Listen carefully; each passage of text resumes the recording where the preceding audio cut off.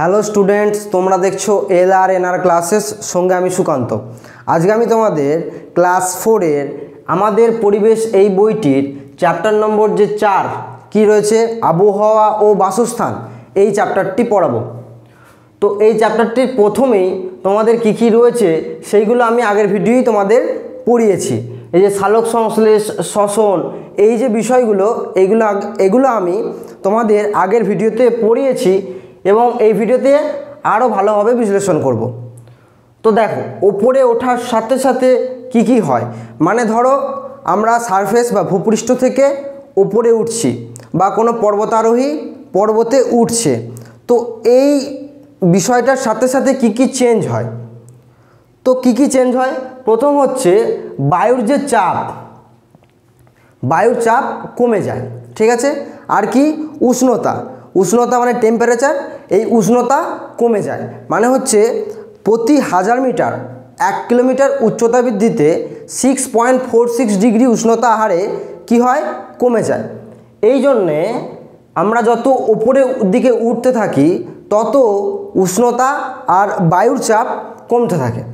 তার সাথে কি হয়, তার সাথে সাথে আমরা যদি কোনো পর্বতারোহী হই এবং পর্বতে উঠি তাহলে আমরা অক্সিজেন ঠিকমতো পাবো না, ঠিক আছে। তার সাথে যদি আমরা ওই জায়গায় কোনো রান্না করতে চাই, ঠিক আছে, বা ভাত বা কিছু অন্য প্রকার খাবার তৈরি করতে চাই, তাহলে সেই খাবার তৈরি হতে অনেক সময় লাগবে। তাহলে কি বললাম, 4টে বিষয়। একটা হচ্ছে বায়ুর চাপ কমে যায়, আর একটা কি, উষ্ণতা কমে যায়। কত কমে যায়, এক্ষুনি বললাম যে প্রতি 1000 মিটার উচ্চতা বৃদ্ধিতে 6.46 ডিগ্রি হারে উষ্ণতা কমে যায়। উষ্ণতা কমার সাথে সাথে অক্সিজেন সরবরাহ কমে যায়, ঠিক আছে। তার জন্য যে পর্বতারোহী পর্বতে চড়ে বা পর্বতে ওঠে তাদের কি থাকে, অক্সিজেন সিলিন্ডার থাকে। শ্বাস প্রশ্বাসে কষ্ট হয়, এই জন্য তারা অক্সিজেন সিলিন্ডার বয়ে নিয়ে যায়, ঠিক আছে। তো পরিষ্কার এই জায়গাটা। এবার দেখো সালোক সংশ্লেষ আর শ্বসন।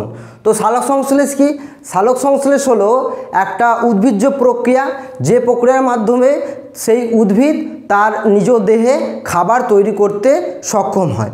এবার সেই উদ্ভিদ তার পাতায় ক্লোরোফিলের সাহায্যে এবং সূর্যের আলোর উপস্থিতিতে কি করে, বাতাস থেকে কার্বন ডাইঅক্সাইডকে নেয় এবং এই সমস্ত উপাদানগুলোকে মিশ্রিত করে একটা অন্য উপাদানে তৈরি হয়। সেই উপাদানটা কি, গ্লুকোজ। ক্লিয়ার? তাহলে বাতাস থেকে কি নিল, বাতাস থেকে নিল কার্বন ডাইঅক্সাইড, আর আমাদের শিকড় থেকে তারা জল নিল, সূর্য থেকে যে সূর্যের আলো সেইটাকে নিল। তাহলে কোন জিনিসগুলো নিল হচ্ছে বাতাস থেকে কার্বন ডাইঅক্সাইড, আর সূর্যের আলোকে নিল, আর নিল জল। এইগুলোকে নিয়ে সে একটা অন্য যৌগে রূপান্তরিত হয়, সেটা কি, গ্লুকোজ অর্থাৎ শর্করা। মানে এই উপাদানটা তার শরীরের বিভিন্ন শারীরবৃত্তীয় কাজে সাহায্য করবে। এই গ্লুকোজের সাথে তৈরি হয় অক্সিজেন, আর তৈরি হয় জল। ক্লিয়ার? তাহলে কি নিল আর কি তৈরি হলো, এই বিষয়টা আগে জানা তোমাদের খুব দরকার। কি নিল আর একবার তোমাদের বলে দিই। নিল হচ্ছে বাতাস থেকে কার্বন ডাইঅক্সাইড, তার শিকড়ের মাধ্যমে জল নিল, আর সূর্যের আলোর উপস্থিতিতে ক্লোরোফিলের সাহায্যে নিজ পাতায় সবুজ রঞ্জক পদার্থের উপস্থিতিতে এই যে গ্লুকোজ অর্থাৎ শর্করা তৈরি করলো, তার সাথে অক্সিজেন এবং জল তৈরি করলো। এবার এই অক্সিজেন প্রাণীদের কাজে লাগে, সেই প্রক্রিয়া হচ্ছে শ্বসন। মানে সালোক সংশ্লেষ প্রক্রিয়ায় প্রাণীদেহে খাবার তৈরি হয়, আর শ্বসন প্রক্রিয়ায় প্রাণীরা শ্বাস প্রশ্বাসে সাহায্য করে। অর্থাৎ এই শ্বসন প্রক্রিয়ায় যে অক্সিজেনকে উদ্ভিদরা রিলিজ করলো বা ত্যাগ করলো, সেই অক্সিজেনকে এই প্রাণীরা, যদি আমরা মানুষ ধরি, এই মানুষ বাতাস থেকে অক্সিজেনকে নেবে এবং বিভিন্ন প্রক্রিয়ার মাধ্যমে সে এই কার্যকে সম্পাদন করে লাস্টে একটা যৌগ উৎপাদন করবে, সেটা হচ্ছে কি কার্বন ডাইঅক্সাইড। এই কার্বন ডাইঅক্সাইড আবার গাছেরা নেবে, এইভাবে একটা চক্র চলতে থাকবে। তো এই জন্যেই সালোক সংশ্লেষ আর শ্বসন উদ্ভিজ্জ এবং প্রাণীজ ব্যাপারে খুবই গুরুত্বপূর্ণ দুটো বিষয়। তাহলে নিশ্চয়ই বোঝা গেছে পরস্পর দুটো পয়েন্ট। এরপর দেখো বর্ষাকালে জামা কাপড় শুকোতে দেরি হয় কেন। আমরা সবাই জানি যে শীতকালে খুব তাড়াতাড়ি জামা শুকিয়ে যায়, কিন্তু বর্ষাকালে জামা শুকোতে দেরি হয়। কারণ কি? কারণ বর্ষাকালে জলীয় বাষ্পের পরিমাণ বাতাসে খুব বেশি থাকে। ঠিক সেই কারণে যে জামা কাপড় চালানো হয় বা শুকোতে দেওয়া হয় সেইগুলো সঠিক সময়ে শুকোয় না। তাহলে কারণটা কি না, বাতাসে জলীয় বাষ্পের বেশি থাকার কারণে। জলচক্র আমি তোমাদের অনেকবার বলেছি, এই চ্যাপ্টারে আরও একবার বলছি। জলচক্র কি? জলচক্র হচ্ছে সূর্যের যে উত্তাপ, সূর্যের উত্তাপে বিভিন্ন যে জলাশয় রয়েছে, পুকুর, নদী, হ্রদ, এই জলাশয় থেকে জলটা কি হয়, জলটা উত্তপ্ত হয়ে জলীয় বাষ্পে রূপান্তর হয়। আর আমরা সবাই জানি জলীয় বাষ্প বাতাসের থেকে হালকা। জলীয় বাষ্প বাতাসের থেকে হালকা হওয়ার জন্য সেই জলীয় বাষ্প উপরের দিকে উঠতে থাকে। এর পরবর্তীতে আমি কিছুক্ষণ আগেই যেটা বললাম যে যত উপরে ওঠা যায় উষ্ণতা তত কমতে থাকে।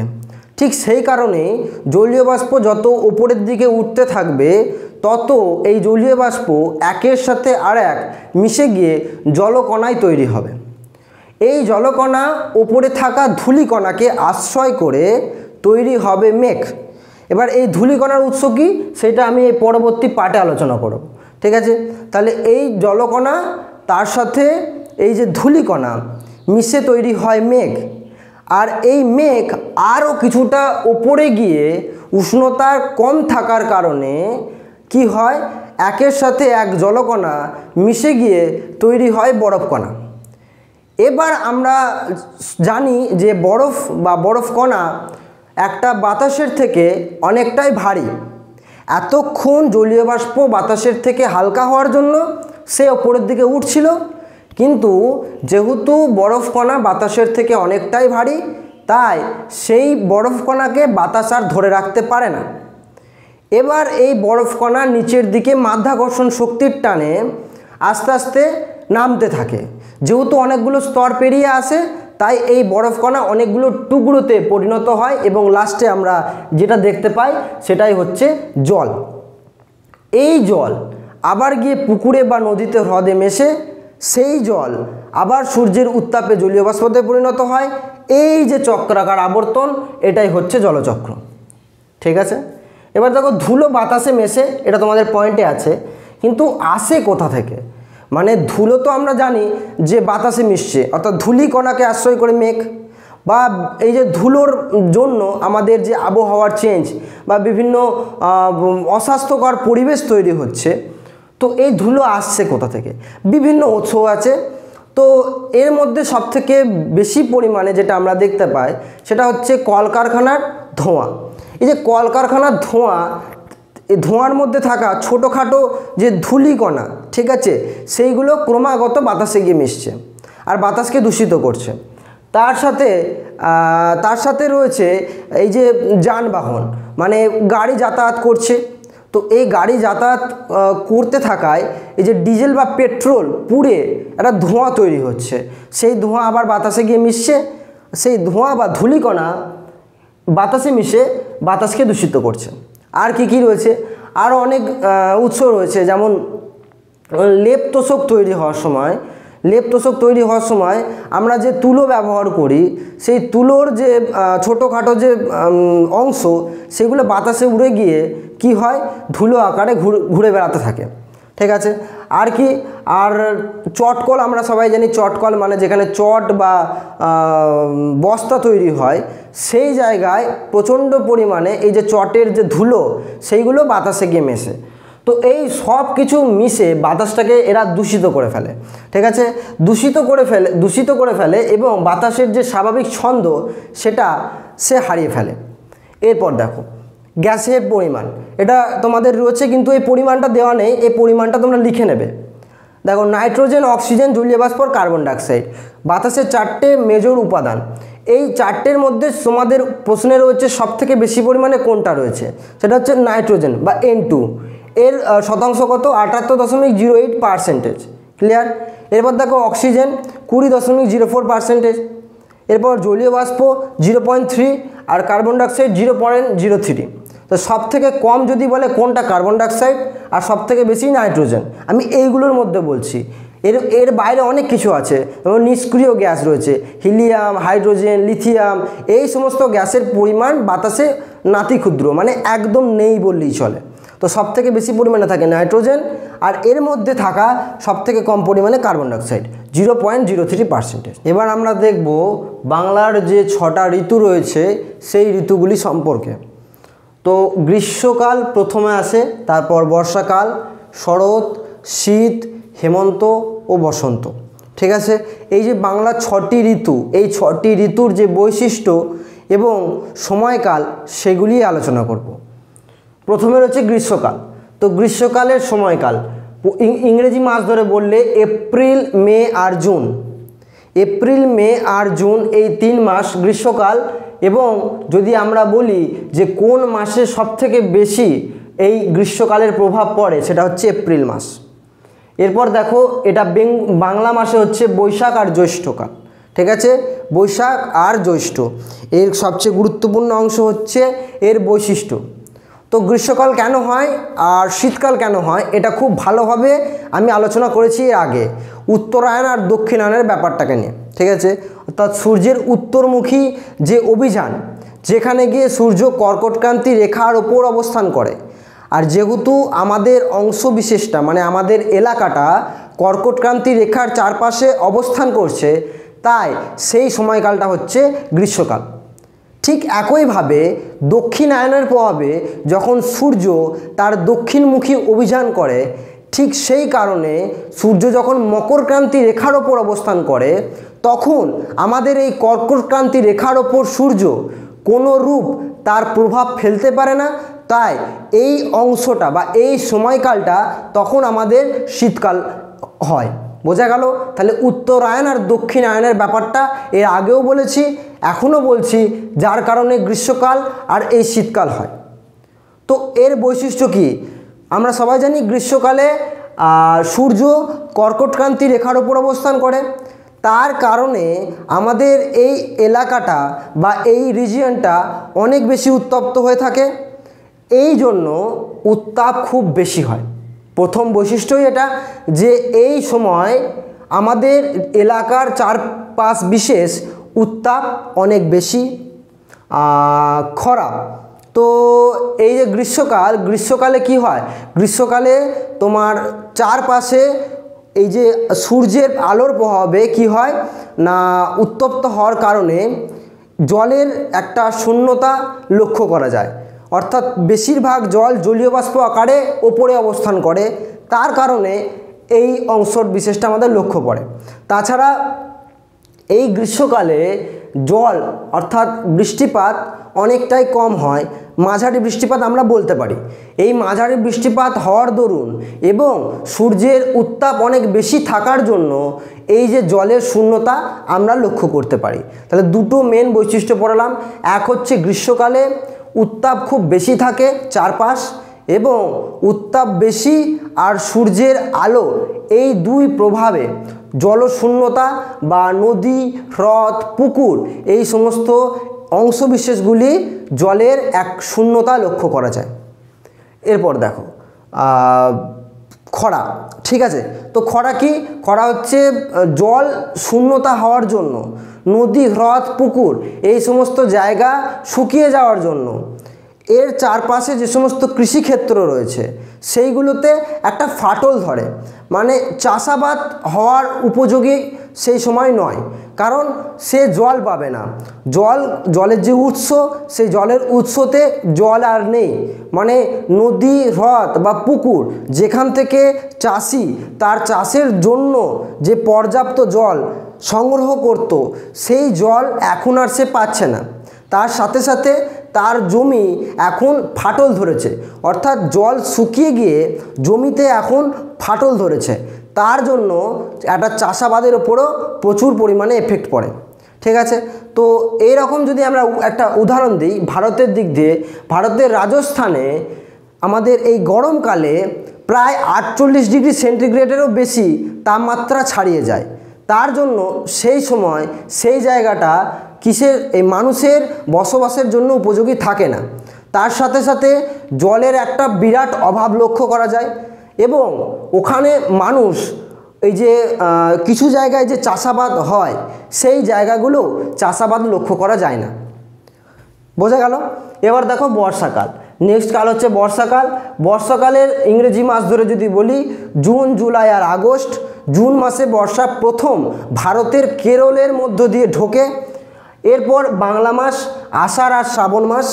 এবার দেখো বৈশিষ্ট্য, এইগুলি হচ্ছে মেন বৈশিষ্ট্যটা আর সময়কালটা কেন হয় তোমাদের দেওয়া নেই, বৈশিষ্ট্যও তোমাদের খুব একটা দেওয়া নেই, আমি এগুলো বেশি করে লিখেছি যাতে তোমরা ভালোভাবে বুঝতে পারো। আর সময়কাল, বৈশিষ্ট্য সময়কাল এই দুটো। তার সাথে বর্ষাকাল কেন হয়, তো একটা যদি আমি হালকা করে বলি, এল নিনো আর লা নিনা দুটো বায়ুর প্রভাবে কি হয়, এই মৌসুমি বায়ু প্রচণ্ড পরিমাণে প্রভাবিত।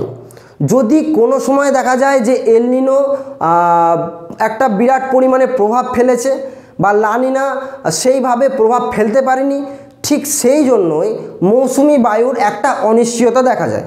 মানে যে সময়ে ভারতে ঢোকার কথা জুন মাসে, সেই সময়ে বা তার অনেক পরবর্তীকালে বর্ষা বা মৌসুমি বায়ু এন্টার করে। এবার এই এল নিনো বা লা নিনা যদি সঠিকভাবে থাকে বা এই বায়ুটা যদি সঠিকভাবে প্রভাব ফেলতে পারে, তাহলে দেখা যায় মৌসুমি বায়ু ভারতে সঠিক সময়ে ঢুকেছে এবং সঠিক সময়েই এই ভারত থেকে সে কী করেছে, বেরিয়েছে। তো এই দিক দিয়ে যদি আমরা বলি তাহলে বর্ষাকালটা পুরোপুরি মৌসুমি বায়ুর ওপর ডিপেন্ডেন্ট, মানে মৌসুমি বায়ুর ওপরই নির্ভর। মৌসুমি বায়ু যদি না আসে তাহলে বর্ষাকালের যে মেন চাষ সেটা কি, ধান চাষ, সেই চাষটা হয় না। কারণ এই ধান চাষে প্রচুর পরিমাণে জলের দরকার হয়, যে জলটা আমরা চারপাশ থেকে সংগ্রহ করে এই চাষটাকে পুরোপুরিভাবে কমপ্লিট করতে পারি না। তার জন্য লাগে বর্ষাকালের মৌসুমি বায়ুর প্রভাবে বৃষ্টিপাত। এবার এই বৃষ্টিপাত যদি সঠিকভাবে হয় আর সঠিক সময় ধরে হয়, তাহলেই একমাত্র ধান চাষ খুব ভালোভাবে হয়। তাহলে বোঝা গেল বর্ষাকাল। তো এই বর্ষাকালে এবার বৈশিষ্ট্য বলব। দেখো বর্ষাকালে উষ্ণতা আর বৃষ্টিপাত এইগুলো সবের ক্ষেত্রে তোমরা আগে পড়বে। তো বর্ষাকালে উষ্ণতা থাকে গ্রীষ্মকালের তুলনায় অনেকটাই কম, যেটাকে আমরা মাঝারি উষ্ণতা বলতে পারি, ঠিক আছে। আর তার সাথে বৃষ্টিপাত, বৃষ্টিপাত বর্ষাকালে প্রচণ্ড পরিমাণে হয় মৌসুমি বায়ুর প্রভাবে। ক্লিয়ার? মৌসুমি বায়ুর প্রভাবে প্রচুর পরিমাণে বৃষ্টিপাত হয়। ফার্স্ট কোথায় ঢোকে সেটা বললাম, ভারতের কেরলে। এবার যে বায়ু ঢুকছে সেটা হচ্ছে দক্ষিণ পশ্চিম মৌসুমি বায়ু। এবার যে বায়ুটা বেরিয়ে যাচ্ছে সেটা হচ্ছে উত্তর পূর্ব মৌসুমি বায়ু। বোঝা গেল? দক্ষিণ পশ্চিম মৌসুমি বায়ু কেরলের মধ্যে দিয়ে আর মেঘালয়ের মধ্যে দিয়ে ভারতে ঢোকে, আর উত্তর পূর্ব মৌসুমি বায়ু আকারে এটা বেরিয়ে যায়। বৈশিষ্ট্য তো এটাই বললাম যে বৃষ্টিপাত প্রচণ্ড পরিমাণে হয় মৌসুমি বায়ুর প্রভাবে, আর এই যে উষ্ণতা সেটা মাঝারি বা মডারেট থাকে। এরপর দেখো অত্যাধিক বৃষ্টিপাত হওয়ার জন্য বন্যা একটা সৃষ্টি হয়, মানে চারপাশ জলের তলায় চলে যায়। এই যে চাষের জমি সেইগুলো প্রচুর পরিমাণে নষ্ট হয়। তার সাথে যে সমস্ত এলাকা খুবই নিচু সেইগুলো জলের তলায় অনেক দিন ধরে থাকে। চারপাশের মানুষজনকে ত্রাণ দিয়ে সাহায্য করা হয় বা উঁচু এলাকায় সরিয়ে নিয়ে আসা হয়। এইগুলি হচ্ছে এই সময় হয়ে থাকে। তার সাথে এই যে মৌসুমি বায়ু বললাম, অত্যাধিক বৃষ্টিপাত বললাম, মাঝারি উষ্ণতা বললাম, আর বন্যা বললাম। এইগুলি হচ্ছে এই কালের সবথেকে গুরুত্বপূর্ণ বৈশিষ্ট্য। এরপর দেখো শরৎকাল। তো শরৎকাল এর পরেই আসে শরৎকাল। ইংরেজি মাস অগস্ট, সেপ্টেম্বর আর অক্টোবর। বাংলা মাস হচ্ছে ভাদ্র আশ্বিন, যে সময় আমাদের দুর্গাপূজা হয় সেই সময়টা শরৎকাল। এই সময়ের বৈশিষ্ট্য নিশ্চয়ই তোমরা বুঝতে পারছো। এই সময়ে একদম ভূমধ্যসাগরীয় জলবায়ু এলাকা যেমন হয় সেই রকম থাকে। ভূমধ্যসাগরীয় জলবায়ু এলাকায় সারা বছর একটা মনোরম ওয়েদার দেখা যায়, চারপাশটা খুবই শান্ত থাকে এবং যে কোনো কাজ খুব সহজেই করা যায়, সেই যে সিচুয়েশান এইটা দেখা যায় শরৎকালে। এই শরৎকালে রোদ ঝলমলে বাতাস আমরা লক্ষ্য করতে পারি, আর সাথে সাথে এটাও লক্ষ্য করতে পারি যে কিছু পরিমাণ জায়গায় বৃষ্টিটা হয়ে গেল, কিন্তু চারপাশে বৃষ্টিপাতটা হলো না, অর্থাৎ বিক্ষিপ্ত বৃষ্টিপাত আমরা এখানে লক্ষ্য করতে পারি। আর কি লক্ষ্য করতে পারি, আর উষ্ণতাটাও একটা মনোরম টাইপের থাকে, মানে এই উষ্ণতা খুব একটা যে মানুষের পক্ষে খারাপ বা ভালো লাগছে না এই টাইপের নয়, উষ্ণতাটাও মনোরম। মানে একদিক দিয়ে বলতে গেলে শরৎকালের ওয়েদার থাকে একটা মনোরম, একটা শান্তশিষ্ট ওয়েদার, যেখানে মাঝে মধ্যে বৃষ্টিপাত লক্ষ্য করা যায়, সেটাও সব জায়গায় নয়, বিক্ষিপ্তভাবে, সেটাই হচ্ছে এই শরৎকাল। এবার দেখো শীতকাল। শীতকাল এর ইংরেজি মাস হচ্ছে ডিসেম্বর, জানুয়ারি আর ফেব্রুয়ারি, বাংলা মাস হচ্ছে পৌষ আর মাঘ মাস। এর বৈশিষ্ট্য দেখো, এই প্রথমেই যেটা আমি বললাম উত্তরায়ণ আর দক্ষিণায়নের কনসেপ্ট, তার মানে যখন সূর্যের দক্ষিণমুখী অভিযান ঘটে আর সূর্য মকরক্রান্তি রেখার উপর অবস্থান করে, তখন কর্কটক্রান্তি রেখার উপর অবস্থানকারী অংশবিশেষ শীতকাল লক্ষ্য করা যায়। তো এই শীতকালে উষ্ণতা অনেক কম থাকে, কারণ সূর্যের উত্তাপ এখানে লক্ষ্য করা যায় না। তার সাথে যদিও লক্ষ্য করা যায় কিছু অংশবিশেষে, সেইগুলো তির্যকভাবে, তাই জন্য উষ্ণতা অনেক কম থাকে, বৃষ্টিপাত হয় না। পশ্চিমী ঝঞ্ঝা, এই পশ্চিমী ঝঞ্ঝা হচ্ছে এইটা একটা তোমার বিস্ফোরণ টাইপের, মানে হচ্ছে এই সময় এই পশ্চিমী ঝঞ্ঝাতে পশ্চিম দিক দিয়ে একটা হালকা মেঘের সৃষ্টি হয় এবং মাঝারি থেকে হালকা বিক্ষিপ্ত বৃষ্টিপাত ঘটে এই অংশে। বোঝা গেল? তাহলে শীতকালে বৃষ্টিপাত হয় না বললেই চলে, কিন্তু যে বৃষ্টিপাত ঘটে সেটা পশ্চিমী ঝঞ্ঝার প্রভাবে, পশ্চিম দিক থেকে আগত মেঘের প্রভাবে হালকা থেকে মাঝারি বিক্ষিপ্ত বৃষ্টিপাত ঘটে এই সময়। এটা গেল শীতকাল। এবার হেমন্তকাল আর বসন্তকাল। তার সাথে বলে রাখি শীতকাল আর বর্ষাকাল, এর তিনটে ধানের কথা বলে রাখি। বর্ষাকালে আউশ ধান আর আমন ধান চাষ করা হয়, আর শীতকালে বোরো ধান চাষ করা হয়। ঠিক একইভাবে হেমন্তকালে যে ধানটা ওঠে সেটা কার্তিক মাসে লক্ষ্য করা যায়, মানে ধানটা যখন পরিপক্ক হয় তখন এটা হয় কার্তিক মাস, হেমন্তকাল। তার সাথে বৃষ্টিপাত এবং যে উষ্ণতা সেটা মাঝারি রকমের ঘটে, আর তার সাথে গন্ধরাজ, মল্লিকা এই জাতীয় ফুল তখন লক্ষ্য করা যায়। তো এই গেল তোমাদের ঋতু বিশেষ। তো আজকের ক্লাস এই পর্যন্তই। যদি তোমাদের কোনো জায়গায় অসুবিধা হয়ে থাকে তাহলে তোমরা অবশ্যই আমাকে কমেন্ট করবে, আমি তোমাদের রিপ্লাই দেবো। আর এই ক্লাস থেকে যদি তোমাদের নোটস, পিডিএফ, এমসিকিউ দরকার থাকে তাহলে তোমরা অবশ্যই আমাদের ওয়েবসাইট www.lrnr.in এই ওয়েবসাইটে যাবে এবং এখান থেকে সব কিছু নিয়ে নেবে। ধন্যবাদ।